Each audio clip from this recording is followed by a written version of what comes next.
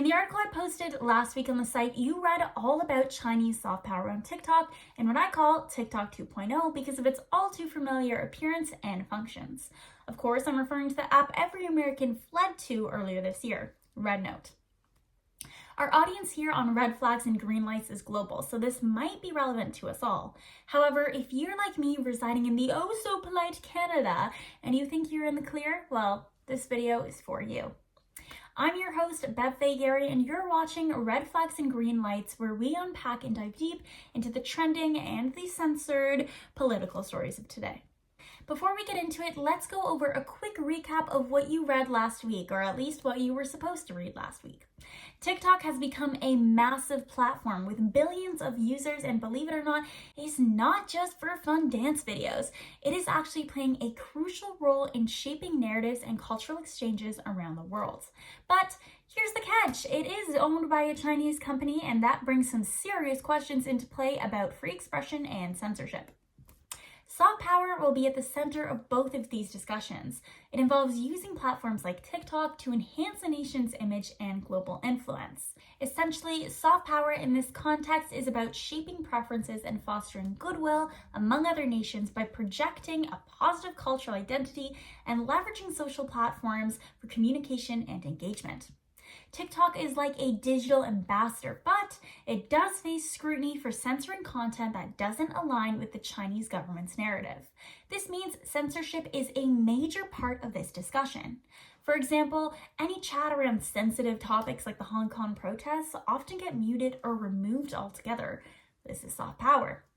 The magic behind what you see on your For You page can also be accredited to TikTok's algorithm. Regarding soft power, the algorithm promotes certain content while downranking discussions that might challenge the status quo. This means that while you're enjoying the fun, lighthearted videos, you might not be getting the full picture of important global issues.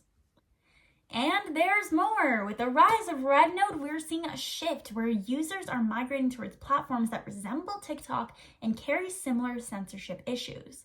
It's a reflection of how people are navigating their digital spaces, often seeking alternatives that still connect them with familiar features and, consequently, familiar issues. Okay, Canadians, now is your time to tune in. We're going to explore the limitations of TikTok on privacy and data security. Now, when we're talking about this, it is crucial to first consider the warnings from intelligence agencies and the reassurances from TikTok executives. Recently, Canada's intelligence chief, David Vignault, voiced serious concerns about TikTok. He warned that the app poses a significant data security risk towards Canadians, particularly emphasizing that the Chinese government could access user information. Vignault stated, "There is a very clear strategy on the part of the government of China to acquire personal information from anyone around the world. Yes, that includes you too." Now, this is particularly alarming and relevant given the app's immense popularity among teenagers and young adults. As we saw in last week's article and on the very unhinged For You page, this demographic doesn't necessarily care about data privacy. Vignault cautioned that while users might think sharing their data is harmless now, it could have severe implications in the future. If a user finds themselves on the radar of the Chinese government, all of that personal information could be leveraged directly against them. Now, in response to these concerns, TikTok executives appeared before Canadian MPs to defend the platform. David Lieber, TikTok's head of privacy and public policy for the Americas, insisted that the Chinese government does not have access to Canadian user data. He stated, "We've been quite clear that we would not disclose user data to the Chinese government if they made a request." However, this assertion raises serious questions given that TikTok's parent company, ByteDance, is based in Beijing and under Chinese law, so the government can indeed demand access to any data from companies. So yeah, we remain skeptical.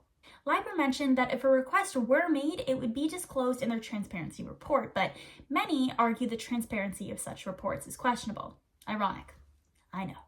Privacy experts are concerned that TikTok collects extensive user data, including location and messaging content.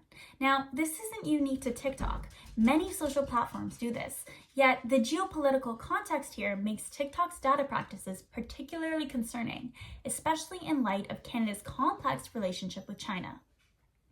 Now, Prime Minister Justin Trudeau has acknowledged these risks, indicating that the Canadian government is monitoring TikTok closely.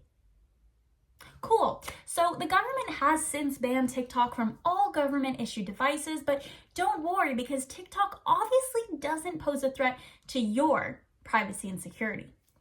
Public sentiment here is also shifting. A recent poll showed that many Canadians support the idea of banning TikTok altogether, mirroring similar movements in countries like the US and the UK.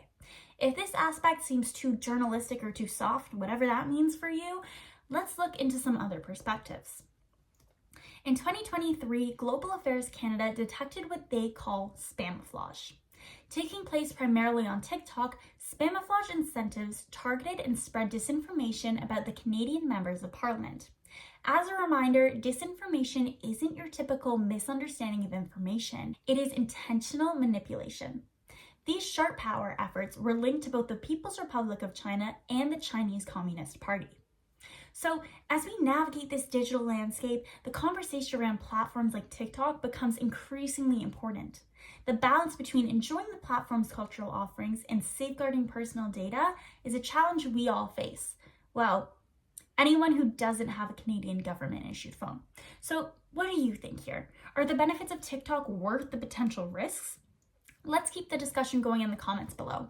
Thank you for turning into red flags and green lights, and we will see you next week.